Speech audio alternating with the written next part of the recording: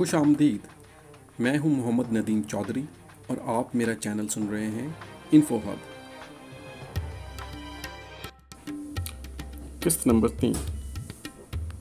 1853 में east India company ने India railway network पर बाकायदा काम का आगाज़ किया और इस काम में मज़ीद तेज़ी 1858 के बाद आई, जब क्वीन विक्टोरिया ने ईस्ट इंडिया कंपनी को तहलील कर दिया 1857 की जंग आज़ादी के बाद, और क्वीन विक्टोरिया ने खुद इंडिया का इक़्तिदार संभाल लिया।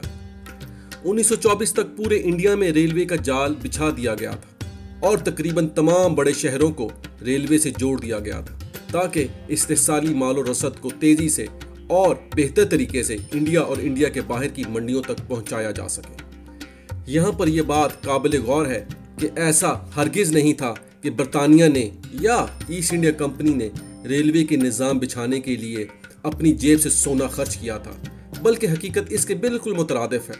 उन्होंने इंडिया से इस रेलवे निज़ाम के क़याम के लिए कोई 10 गुना दाम वसूल किया था और अपने शेयर होल्डर्स को 100% यकीनी मुनाफे की यकीन दहानी भी करवाई थी आने वाले तमाम वक्तों के लिए।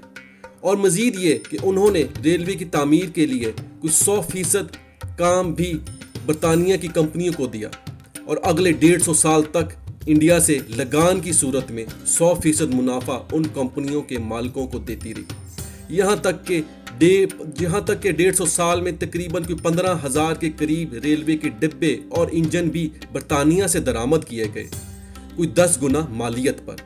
अगर यही डिब्बे और इंजन मुकामी तौर पर इंडिया में तैयार करते तो इन पर लागत 1000% कम आती। मजीद ये कि इंडियन रेलवे के बोर्ड ऑफ डायरेक्टर से लेकर टिकट चेकर तक तमाम अमले के अरकान भी बरतानवी शहरी थे और किसी इंडियन को यहाँ पर मुलाजमत की हरगिज़ इजाज़त नहीं थी। यूं बरतानिया ने इंडिया के टैक्स के पैसों से दुनिया के मुकाबले में 10 गुना महंगी तरीन रेलवे के निज़ाम का वजूद में लेकर आई।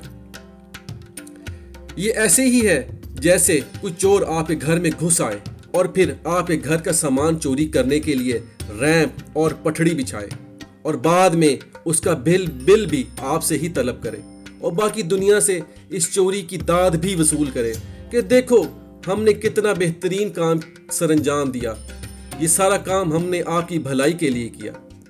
रेलवे का निज़ाम बरतानवी नौआबादियाती तौसी पसंदी के लिए इसलिए भी अहम था ताकि इंडिया के ख़जानों को आखिरी कतरे तक निचोड़ा जा सके। 1600 सन ईस्वी में जब ईस्ट इंडिया कंपनी वजूद में आई तो उस वक़्त बरतानिया का आलमी GDP में हिस्सा कोई 2% से भी कम था और इंडिया उस वक़्त आलमी GDP में हिस्सा तकरीबन 25% रखती थी, जो 300 साल की बेरहम लूटमार के बाद 1947 की तकसीम के वक़्त ये हिस्सा कोई 2% से भी नीचे आ चुका था और बरतानिया दुनिया की अमीर तरीन कौम बन चुकी थी।